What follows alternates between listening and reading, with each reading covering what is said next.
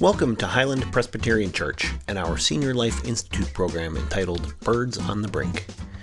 The Senior Life Institute is a program providing members of our congregation and the community at large with a new dimension of lifelong learning. Today we are excited to introduce Highland member Doug Good in a presentation entitled Backyard Birds. Good morning. My name is Doug Good. I'm a wildlife photographer and visual storyteller, and I'm very pleased to be presenting to you as part of the Birds on the Brink series. This presentation is entitled Backyard Birds. We're on location this beautiful October morning at Middle Creek Wildlife Management Area. It borders Lancaster and Lebanon counties in Pennsylvania and is managed by the Pennsylvania Game Commission. It's over 6,000 acres, and there are many species of birds and other animals that are resident here and migrate through this area. For the last few weeks, I've been photographing a beautiful red-tailed hawk. For several days in a row, I spotted this magnificent bird perched on a signpost just off the shoulder of Kleinfeldersville Road. I thought to myself, how lucky am I that with over 6,000 acres here, the bird picked this signpost to perch right off the roadside. It only took a few minutes to discover why. The signpost provided a perfect spot to search the grassy meadow below. The hawk sat patiently, studying the ground for any sign of movement. She was so intent on this activity that she pretty much ignored those who pulled off the roadway to observe. At the right moment, the hawk swooped down to catch a vole scurrying along the meadow. I marveled at this repeated behavior. There were 4 voles consumed on my watch during a period of 40 minutes. So I get the question all the time, Doug, how do you manage to get so close to wildlife? It might appear that I'm very close to this hawk. In reality, I'm standing on the other side of the roadway with my 500 millimeter telephoto lens. I'm not crowding the bird at all. It might not surprise you that attempting to pursue an animal for that coveted photograph is rarely a successful strategy. You will likely stress the animal, and it will leave. These creatures are often most vulnerable when they are engaged in activity that is critical to their survival. If they're continually disturbed, even by our well-meaning behavior, they may be threatened. Observation always works best from a safe and respectful distance. As an animal becomes comfortable with your presence, you may be rewarded with a close encounter. They have a saying in the real estate business. It's about location, location, and location. Where are birds of a particular species often found? This is a view of the lake at Middle Creek Wildlife Management Area. It's from Willow Point. It's an easy quarter-mile walk just off from the parking spot just off the roadway. Middle Creek is a propagation area, so the majority of the acreage is off limits to human traffic. But there are a number of trails and a tour road around the lake that offer opportunities to enjoy wildlife. Of course, staying out of these propagation areas is very important. So time of year is another important factor. My very first introduction to Middle Creek was several years ago during the migration period for snow geese. Keep your eye on the local newspapers and TV stations for updates on when the activity is occurring. Middle Creek also has a live webcam maintained by the Game Commission, and it's always updated with bird counts and migration activity. The lake and surrounding fields are an important waypoint on the Atlantic Flyway as birds head north with warming temperatures. It's not just about location, but also time of day.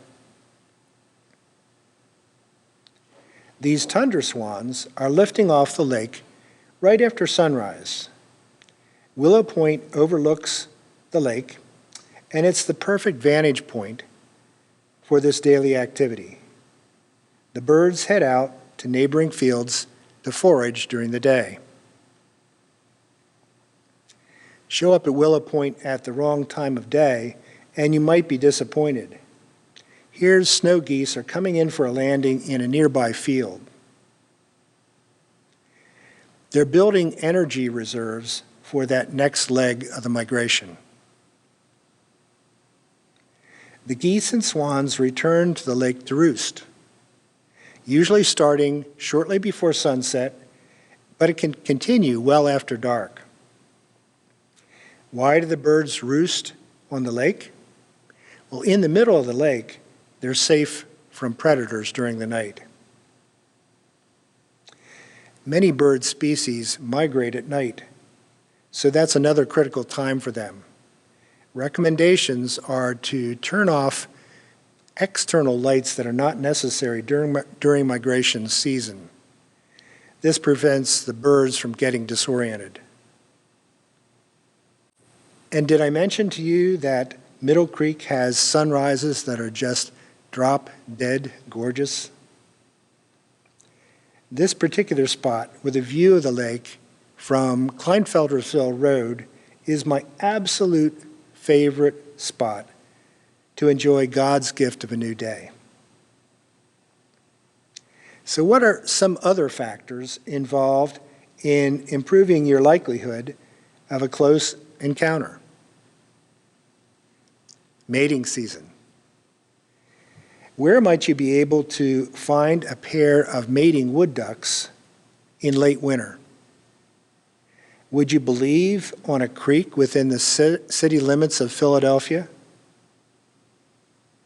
There are only a few weeks when they can be found swimming in that creek. Once eggs are laid, they spend most of the time around the nest and are much more difficult to spot. And sometimes during mating season, you just got to strut your stuff. Here, a male ring-necked pheasant is vying for the attention of a nearby hen. At one time, pheasants were a common springtime sight in Lancaster County. Sadly, due to loss of habitat, that's a rare occasion anymore. But there's a thriving population at Middle Creek. They're seen along the tour road circling the lake. Well, his efforts seem to pay off. Hopefully, in several weeks, there'll be many more pheasants to enjoy. This morning, we're at the Conowingo Dam on the Susquehanna River. The hydroelectric power station at this site was completed in the late 1920s, and ever since that time, Conowingo has been a critical green source of power for the region.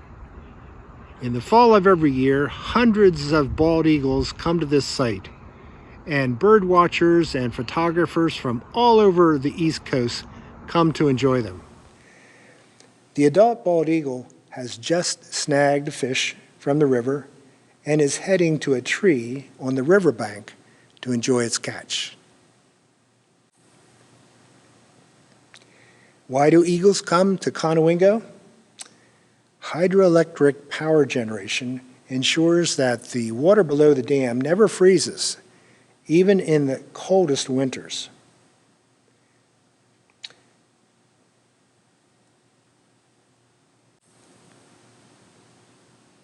It's one thing to catch a fish, quite another to keep it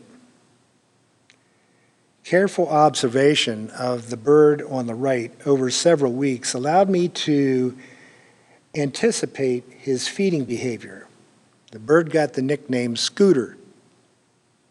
I stood on Fisherman's Wharf just below the dam for almost an hour one morning watching Scooter. He was perched in a sycamore tree at the end of the wharf with his eagle eye on the river below.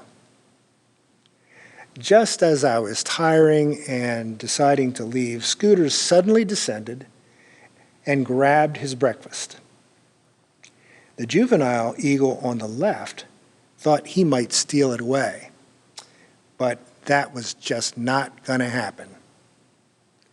I'm particularly proud of this particular image because it won the Photographer's Choice Award at the annual Bald Eagle Photo Contest held by the Excellent Corporation this year.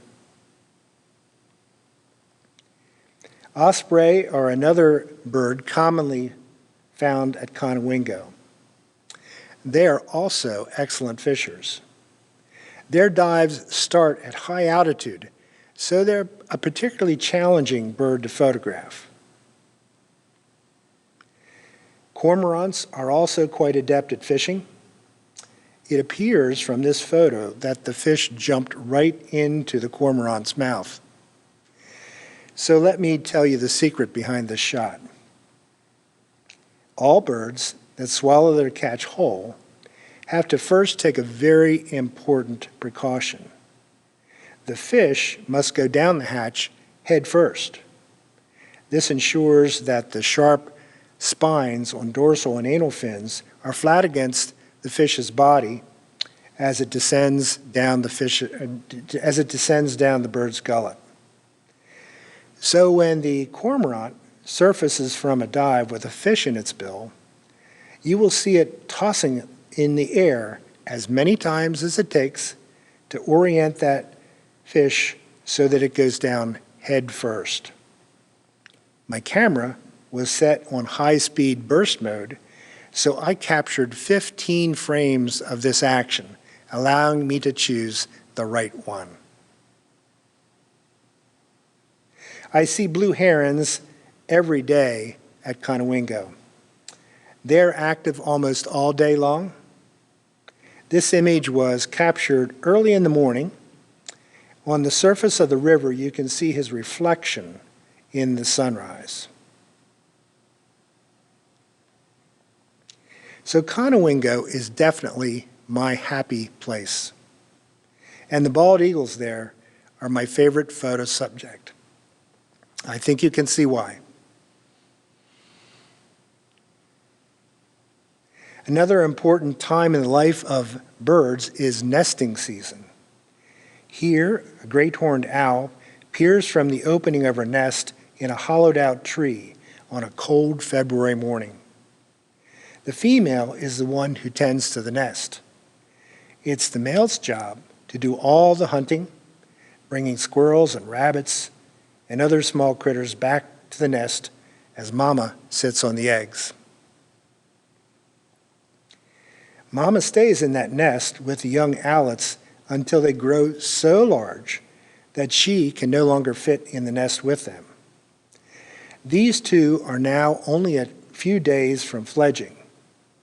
And to use the term fledging, which means first flight, may be a bit of a stretch for owls. The confines of that nest leave little room for the small birds to exercise their wings before attempting that first flight. So it's often a first tumble rather than a first flight. Fortunately, the owls are very resilient. They're quickly shepherded by an adult to a low-hanging branch of a nearby tree where they can receive further flight lessons and be fed until they can fend for themselves. I'll give you a minute to think about the identity of this pair of nesting birds. They build some of the most fragile nests I've seen. It's interesting to watch them closely coordinate their nest building efforts. If the bird retrieving the stick doesn't place it exactly right, its mate will pick it up and reposition it. And in case you are wondering, yes, they're found in Lancaster County. If you haven't guessed the identity yet, I'll tell you now that these are night herons, in particular black-crowned night herons. So if this image conjures up Steven Spielberg's 1993 movie Jurassic Park, that's what it did for me. These odd little birds are juveniles, just recently hatched. Another area nest builder is the great egret. This bird is a member of a thriving rookery right across the Susquehanna River in York County. The egret is showing its breeding plumage. In particular, notice the bright green color on the bird's head and the frilly, lacy-looking feathers on its wings. So at this point, I'll not make another unkind remark, but I think they could be extras in that movie, Jurassic Park. And you might have already guessed that my favorite nesting birds are bald eagles. Here there are 2 young eaglets in the nest. You may know that in the 1970s, bald eagles were almost non-existent in the lower 48 states. The widely used pesticide DDT was responsible for the collapse of the bird population. They ingested the chemical, and the eggs had brittle shells, so they cracked before the eagles could hatch. Eventually, DDT was banned. Bald eagles from Alaska and Canada were reintroduced to Pennsylvania in the early 1980s. And fortunately, they're thriving at this point. They're also a federally protected bird. So this is truly a conservation comeback story. My presentation would not be complete, of course, for backyard birds without a photo of the bluebird. They're a beautiful bird that can be seen year-round in our area. And now's a good opportunity to also talk to you about the importance of nesting boxes. Many conservation organizations build and install nesting boxes designed for various species of birds. You have no doubt seen these boxes that are built to attract bluebirds. The Pennsylvania Game Commission has deployed a number of them along the Willow Point Trail in Middle Creek. Another bird that can be successfully attracted to a nesting box is the American Kestrel, an absolutely beautiful bird. The small falcon is more common in the area than you might think. They live in open meadows with few trees and are somewhat wary of humans. I captured this image of a kestrel in late spring, a short distance away from its nesting box. And here she is returning to the nest from a successful hunt. She has the prize in her beak, a tasty field mouse. Every so often, there's a bird that is completely unexpected in our area. What is a Sandhill Crane doing in a wintry Lancaster County meadow? The flyway that these birds use to migrate to the Midwest is many miles to the west. Sightings in this area are not unprecedented, but they are extremely rare. To my knowledge, this was the solitary bird spotted in Lancaster County this past winter. I learned that a field team from the renowned Cornell labs came to investigate. They quickly confirmed that the bird was not injured It did not seem to be under stress, and it was finding plenty of food to eat. So their recommendation was to just simply let it be and see if it would migrate on its own. Late one afternoon, to my surprise, I was the only one there. The Sandhill Crane started walking directly to me. I was standing on the path as it approached and captured this close-up portrait. As I said earlier, animals will sometimes allow you to get close, but it always has to be on their terms, not yours. A friend and fellow photographer and I decided that since the bird was in a natural area, a nature preserve area, accessible to the general public, and therefore potentially vulnerable to a lot of attention, that we would not post any photos until after the bird moved on. The Sandhill Crane was there for several weeks, no doubt due in large part to the escargot it found in the pond. Eventually, it did move on, hopefully to join its fellow cranes, who by that time were at the Platte River in Nebraska. It's late afternoon here at Brubaker Run. Brubaker Run is a restored floodplain. When European settlers came some 2 centuries ago to Pennsylvania, there were natural forests.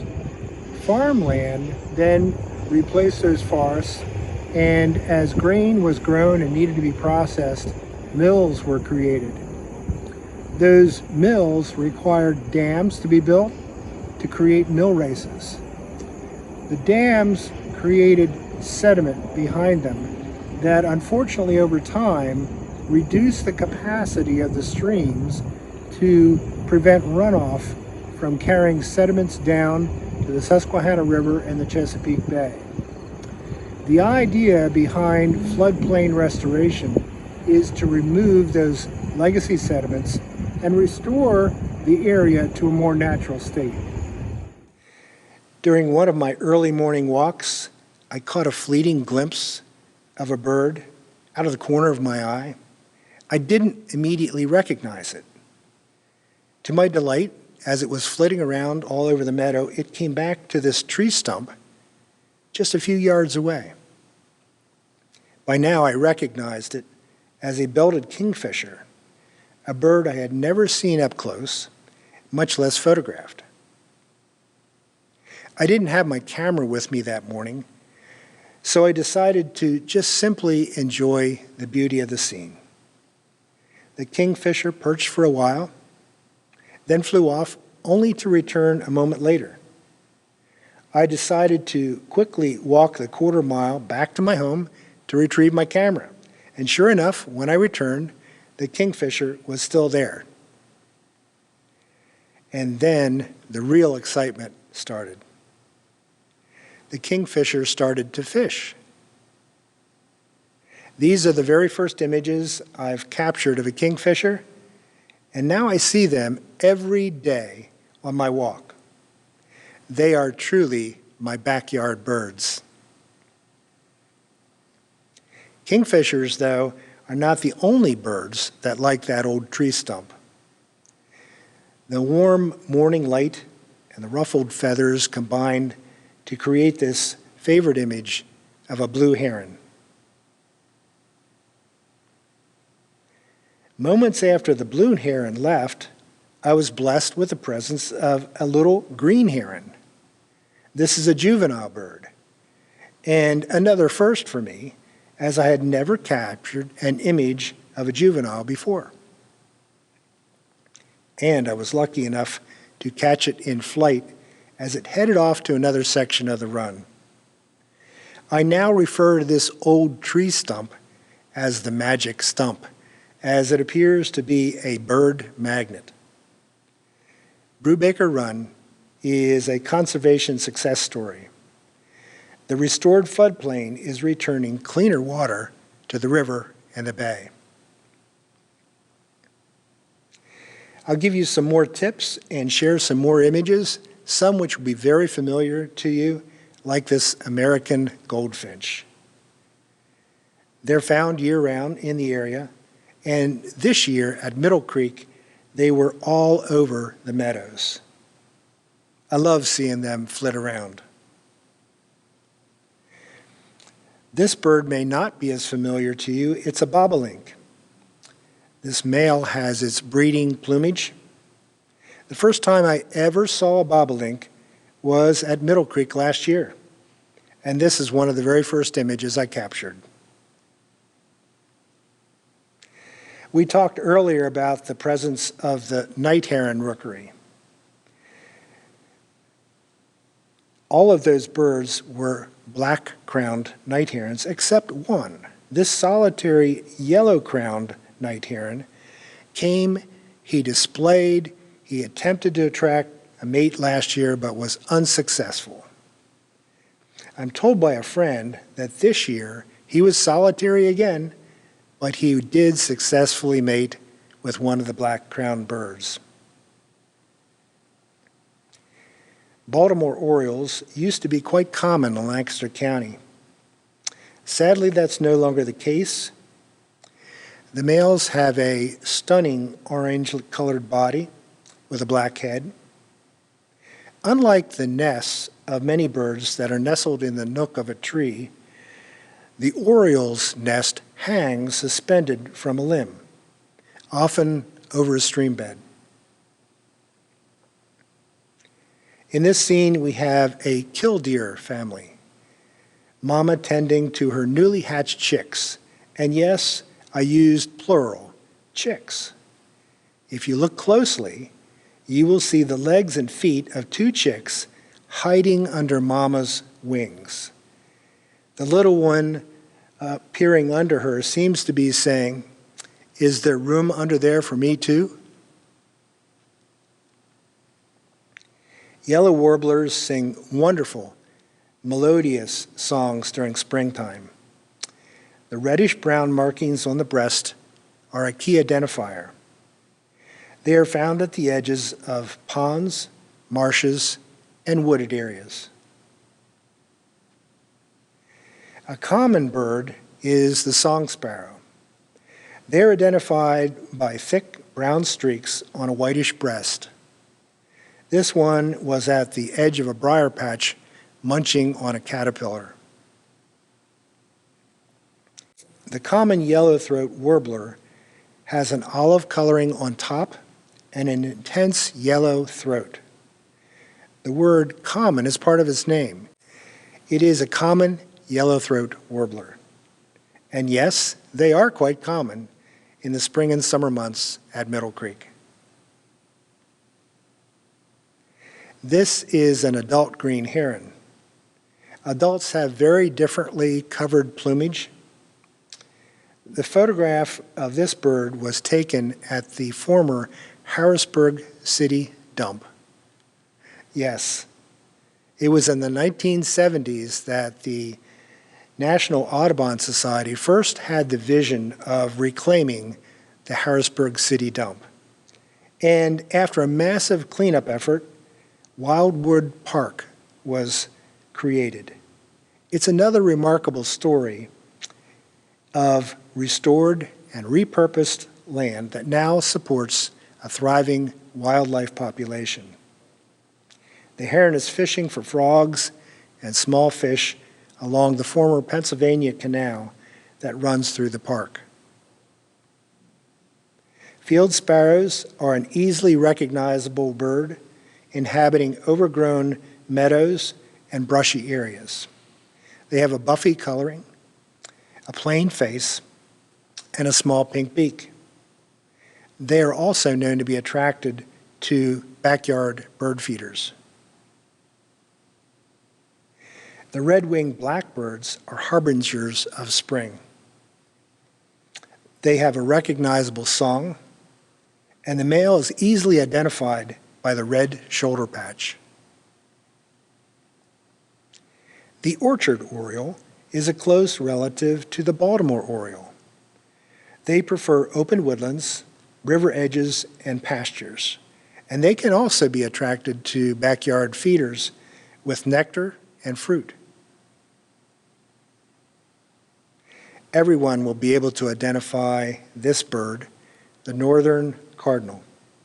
They are a fan favorite of bird watchers and are easily attracted to backyard feeders. It's another great day here at Middle Creek. It was a spectacular sunrise.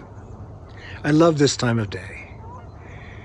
It's a time of transition when some creatures that are primarily nocturnal take rest. For others, it's the most active time of day. I want to leave you with a few thoughts. The way that you choose to learn about and appreciate nature will depend largely on your gifts. You may have a family member or friend to do nature walks. Your gift may be the ability to teach our children. You may choose to get involved with a local conservation group and restore habitat. However you do it, remember that God entrusted His creation to us. By working together, we have the opportunity to leave a legacy to our children and our children's children. Thank you for the opportunity to share with you, and have a great day.